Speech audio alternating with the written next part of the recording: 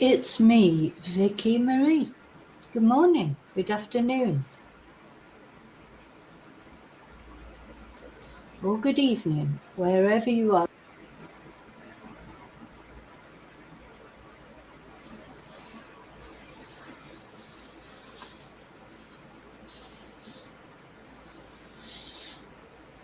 Hey, it's me, Vicky Marie.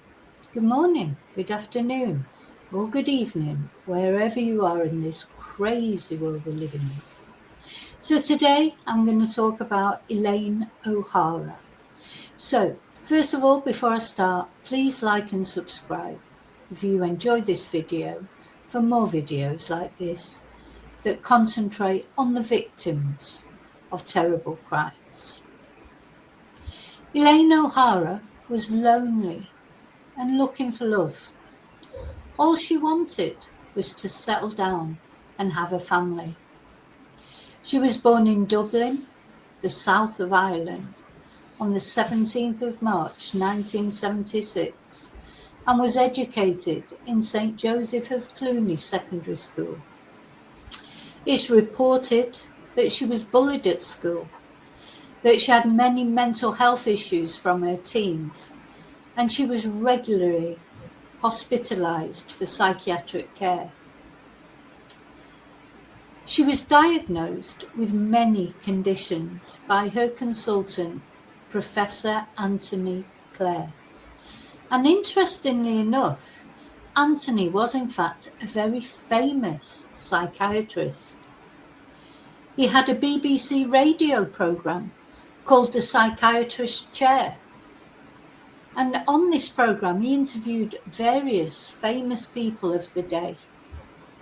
Tony Benn, the politician, Spike Milligan, the comedian, Jeff Boycott, the cricketer, Maya Angelou, the author, amongst many.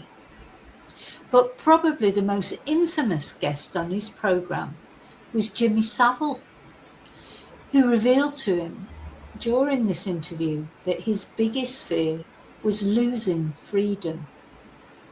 Creepy Jimmy Savile also revealed that after his mother's death, he spent 5 days with her body before the funeral, and he claimed that that was the happiest time of his life because during those days she was, quote, all mine. Dr. Clare was very disturbed by Jimmy Savile. Anyway, those interviews are still available on YouTube.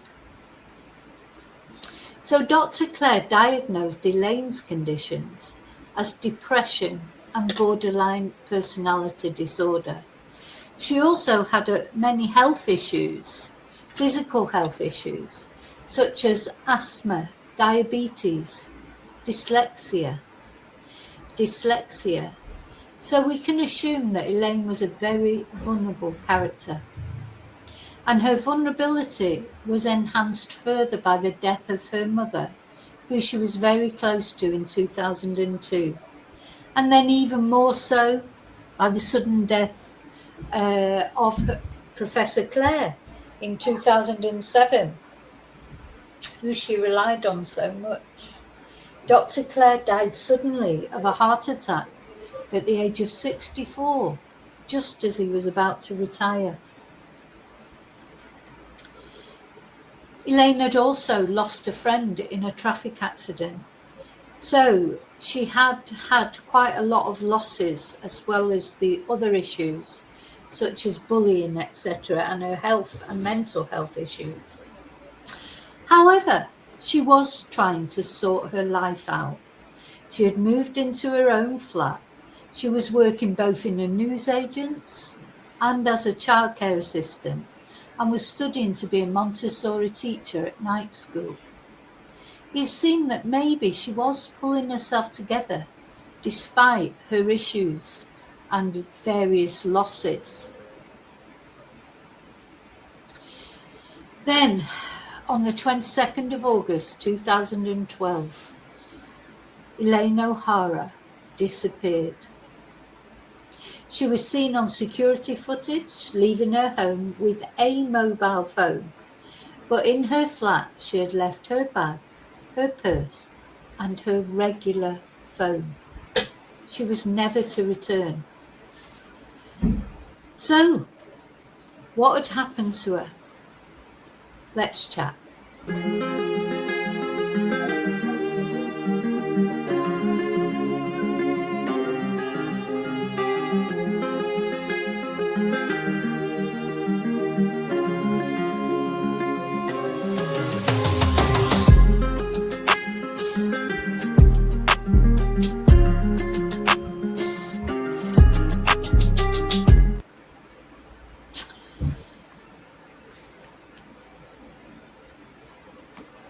Police investigations determined that she was last seen by a jogger in Shangana Park in Shankill.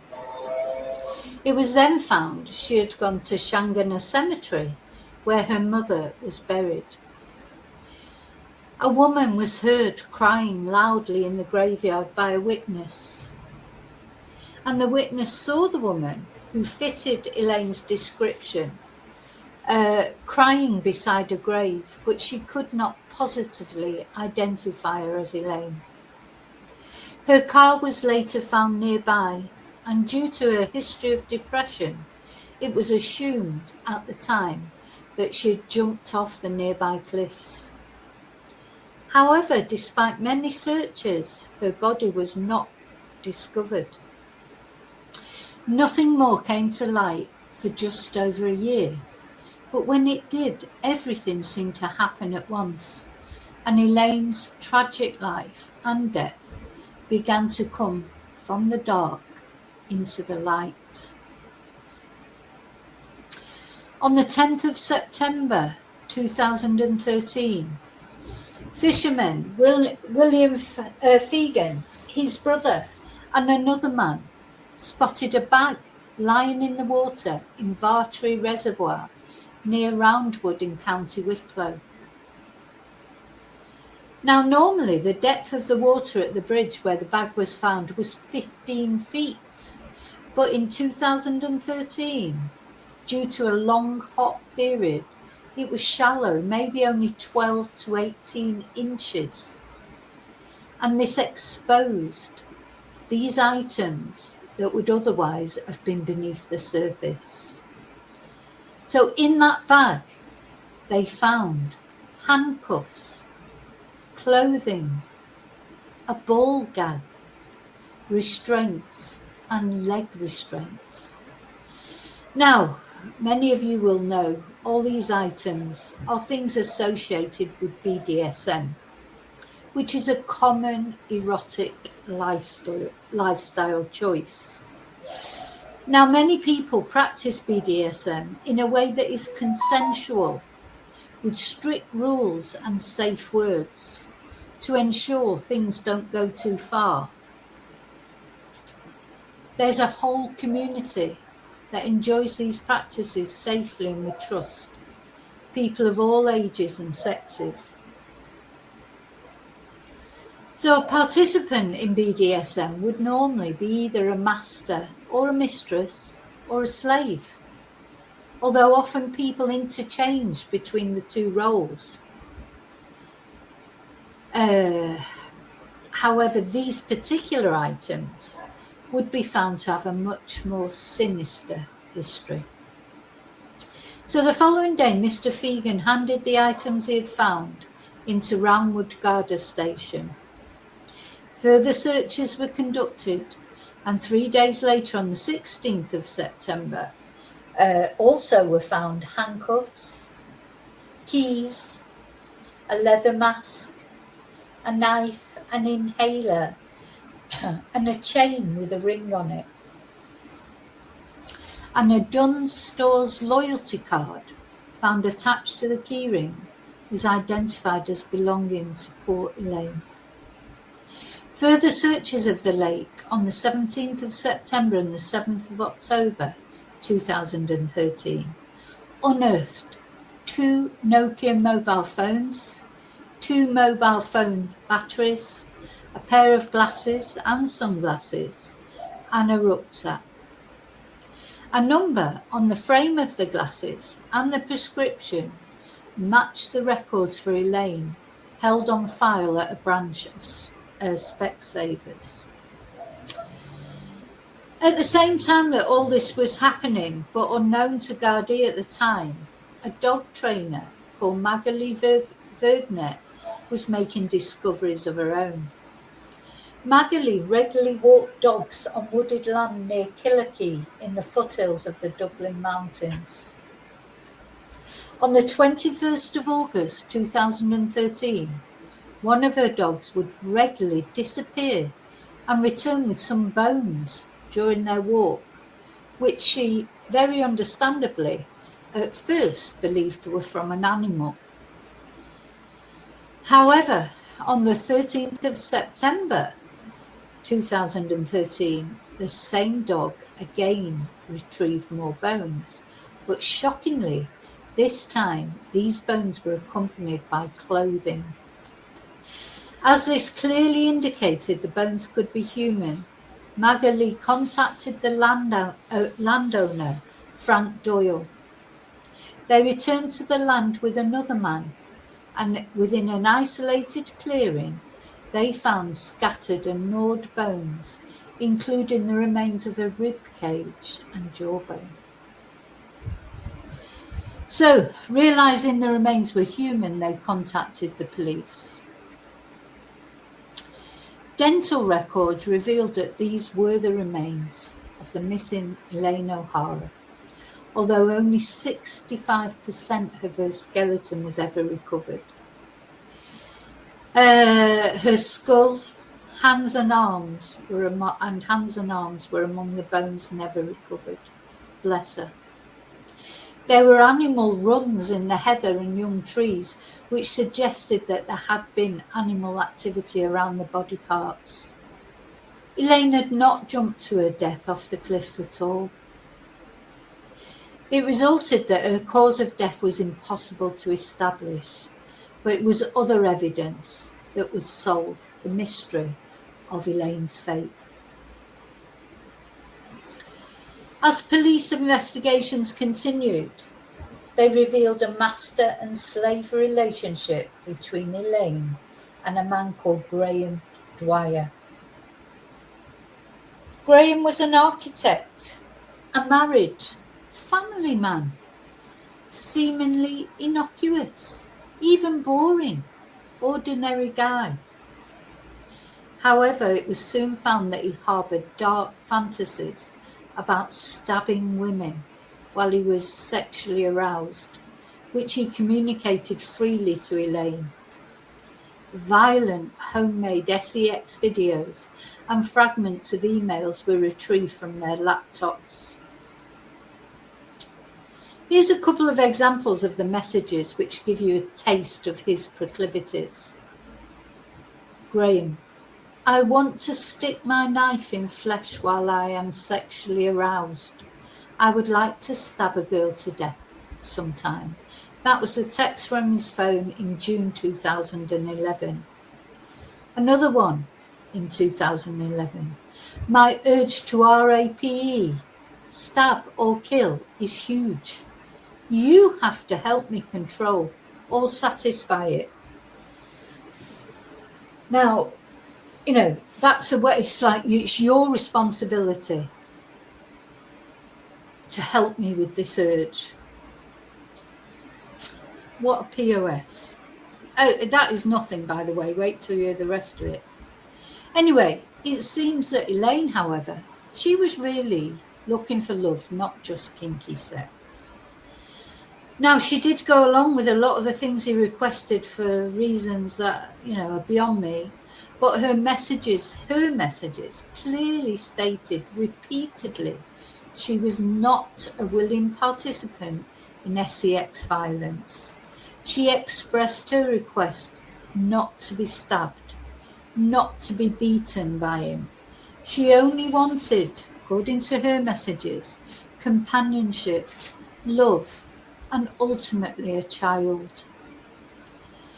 Other information found showed he had suggested other victims to Elaine, sex workers, even another woman in the same flat complex. and that Elaine could save herself by finding him someone else to stab. He went into great details of who they should do it to, where they should do it, and what part Elaine should take in it. Now, Elaine always refused, but why she ever allowed herself to continue to be exposed to his bile is unclear. But she consistently refused to take part in any of that. See, Graham, he's clever. He is clever. He's a true psychopath, sociopath. He can smell vulnerability a mile off, and he would pounce on it. Elaine was not his only victim in that sense. I just find it so sad that due to her vulnerabilities, she found it impossible to break free of him, and she allowed herself to be lured to her death. Now, only Graham knows the full truth of what happened that day. Well, obviously Elaine knows, but she's passed from this world. But we can gather from the contents of the bag found by the fisherman, gives us a good idea of what probably happened that day. Elaine had just come out of a psychiatric hospital the day before, and he knew it would be presumed she had taken her own life due to her history of poor mental health and self-harming. I think it's 100% certain, though it's never been found, that he took a video of Elaine's murder, because that is what he liked to do. Anyway, despite the fact, of course, Elaine's cause of death could not be established, evidence from Elaine's flat showed that he had been there, Dwyer had been there, and he had had sexual contact with her, as SEMEN was found. His DNA in SEMEN was found on her bed. And more evidence from the phone and both their laptops proved the violent nature of their relationship, and this was discussed at the trial. One of many, I'm not going to go through all the horrible things that were found, but this is one thing that I think is important, because one file found on there called Killing Darcy revealed his online relationship with a young girl over in America with thoughts of suicidal ideation. And this girl was called Darcy Day. Now, Graham Dwyer wrote a big, and it was a fantasy, because he never actually met Darcy. Lucky for her, she was living over in America. But he wrote this whole fantasy about meeting this girl from America who had given him permission to kill her because she was having these thoughts of self-deletion, etc. So, we can gather that probably if he would have got a chance to meet Darcy in person, he may have done it to her in reality. But is this likely to be what he did to Elaine? I personally think so. Because what Graham would do, he would find these vulnerable women and girls online, and he would offer to fulfill their desire to die. So somebody who's got thoughts of suicidal ideation, somebody offering to do it for them because maybe they don't quite know how, they want to die, but they don't know how to do it.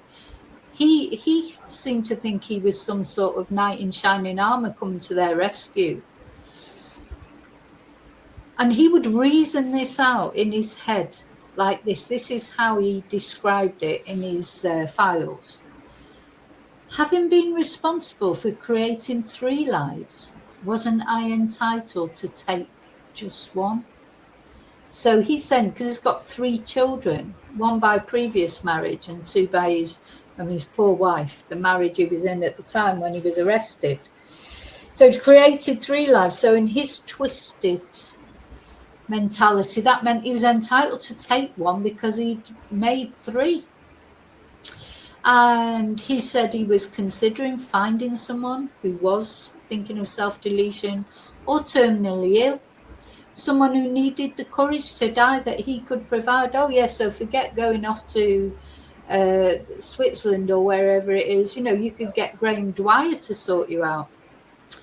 He said there were 400 or 500 suicides every year in this small country, which was Ireland he was talking about, and the insurance companies didn't pay out for self-deletion. So why not be a random murder victim instead? Gosh, it's just all, what a good guy is just all offering hope to people, isn't he? So he went on to describe how it would happen in graphic detail, and this was all read out in court.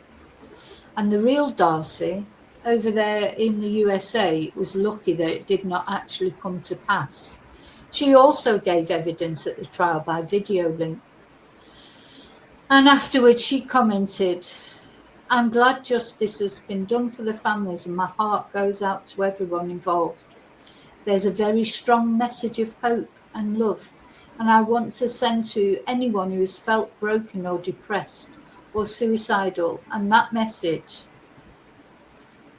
is that they are loved and beautiful."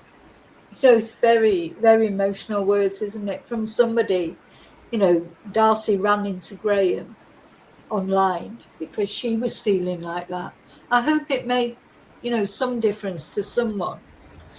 And the Lord loves them. This has been a very long, painful trial, Darcy said. Elaine's father also testified, and what he said showed the extent of Elaine's vulnerability to a predator like Graham Dwyer. He said he would speak to Elaine every day, sometimes twice a day, and he would see her 3 or 4 times a week. But he said she'd had difficulties that began in her teenage years. There'd been bullying at school. A close friend of hers was killed in a road accident, and she became very withdrawn and into herself. At the age of only 16, she had tried self-deletion and she was under psychiatric care. He said that she was on so much medication she would sometimes fall asleep, and this had affected her in her teenage and early adult years. She had not been able to experience these years the way other young people had. I think it's quite common, to be honest, that those years, aren't they? We've talked about this a lot.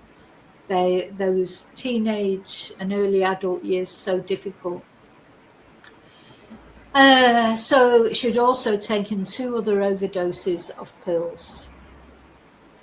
Now, he said that in the last 5 years of her life, doctors were trying to reduce her medication, and he thought she had improved quite a bit. Of course, she also had these other physical issues: asthma, diabetes, dyslexic. I think she had several others too. But he said that despite her illnesses, she had an incredible work ethic. She worked as a childcare assistant in a school in Ballybrack in South County Dublin. He talked about an argument that they'd had, and he became emotional. Elaine's dad became emotional when she had said she was seeing someone, but she said he was a professional but was very reticent about giving information about him. And Mr. O'Hara said he had asked Elaine, "Is he married?" And she said, "Yes, he is." But she told him also he was an architect. Mr. O'Hara broke down as he said that she told him he tied her up, but they had not had sex. Gosh, that's full disclosure, isn't it, to your dad? I can't imagine telling my dad anything like that, so I'm not sure why she said that. But he said that she had told him it was over at some stage, but they never discussed it again. And it seems like Elaine didn't have that sort of thing you talk to your friends, isn't it? Any intimate details like that. Very surprised that she told her dad about that. But maybe she just didn't have anyone else to tell. Anyway, Mr. O'Hara said he was unsure if she was using this to shock him or if it had really happened. And she had told him it was over at some stage, but they never discussed it again. And apparently he had told the Gardaí that she had asked the man to kill her, but he would not go that far again. It seems strange to me you would tell your dad that. Another poor soul that had to take the stand is Graham Dwyer's wife and mother of two of his children, Gemma. Can't imagine how difficult that was for her. And she revealed that September the 13th, 2012, the day that Elaine O Hara's remains were found, was a day that was easy for her to remember, because that date, September the 13th, is both hers and Graham's birthdays. And they had celebrated that particular evening in a Mexican restaurant in South Great George's Street before getting the Luas home. Now, I often think about Graham, because it took a while, didn't it, for Elaine to be found. He must have literally thought he had got away with murder, but he did not realise his actions were just about to catch up with him. So he was sat celebrating the birthday with his wife Gemma. It was all coming to get him. Now, Graham was a man with no previous convictions for anything, but regardless, due to the evidence, which was overwhelming, he was found guilty and he was sentenced to life imprisonment on the 27th of March 2015 in a unanimous verdict. And the judge, Tony Hunt, he stated he 110% agreed with the jury's decision, and due to the shocking nature of the case, he exempted the jury from further jury duty for 30 years. Now, as far as Graham Dwyer himself, he continues to protest his innocence, and he's made many appeals. But Ireland's Court of Final Appeal, the Supreme Court of Ireland, made a decision just last year, July 2024, that Graham Dwyer had, I quote, exhausted all his legal options and he will continue to serve his life sentence. So Dwyer has never shown any remorse. He's a true narcissist, sociopath, psychopath. He no doubt would have continued and gone on to torment more women, maybe even to death like poor Elaine.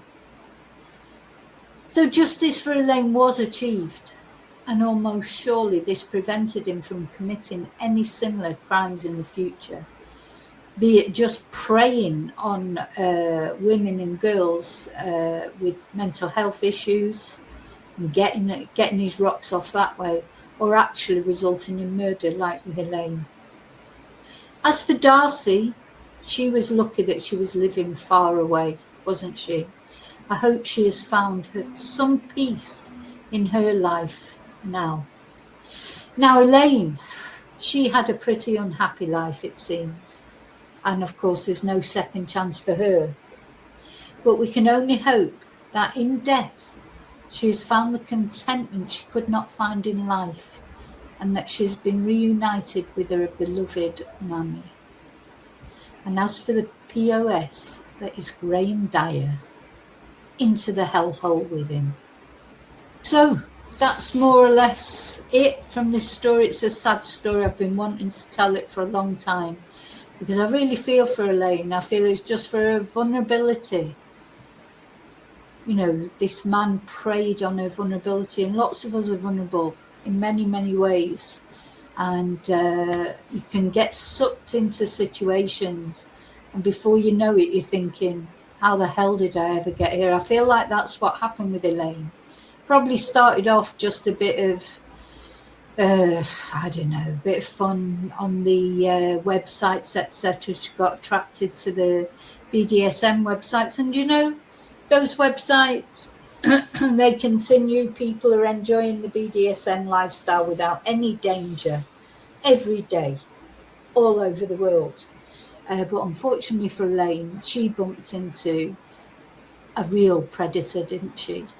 And before she knew it, she was in it. She tried to break away from him. Her messages made that clear. She tried her very best to break away from him, but he wouldn't let her go because he knew. You know, and that very next day after she was released from a psychiatric hospital, he was back at her again, just wouldn't let it go. And that, of course, was the day that he finally murdered her. So anyway, thank you for watching. Thank you for caring about Elaine. This is the whole point of telling these stories. Not for him. Don't care about him. Won't care if never heard from him again. But that Elaine should be remembered, and also her story should be a lesson to other people. You know, got to be careful who you get involved with. I know it's easy to say, but before you know it, you can be in these situations. Men like Graham Dwyer, they know what they're doing. They're experts, they're groomers, they're predators. They can see a vulnerable person coming a mile off, and they know exactly what to say and do to sort of, get them into the situation. Then once they're into the situation, that's when they start with the more extreme stuff. And it's normally quite subtle, gradual. It won't be just like, oh, first message, oh, I want to stab a woman and kill her. That will come as time goes on, and Elaine is always has already got vested interest, if you like, or a relationship with him, and then she didn't know how to get out of it. She tried. She may have gone to see him that day to tell him she didn't want to see him anymore. I don't know. She may even have gone knowing, maybe she just had it up to here with life. But, that's no excuse for him, is it? Anyway, there's a lot of food for thought, I think, in this story of Elaine. But anyway, God bless. I'll see you really soon in the next video. And until then, as always, may your God go with you. Bye.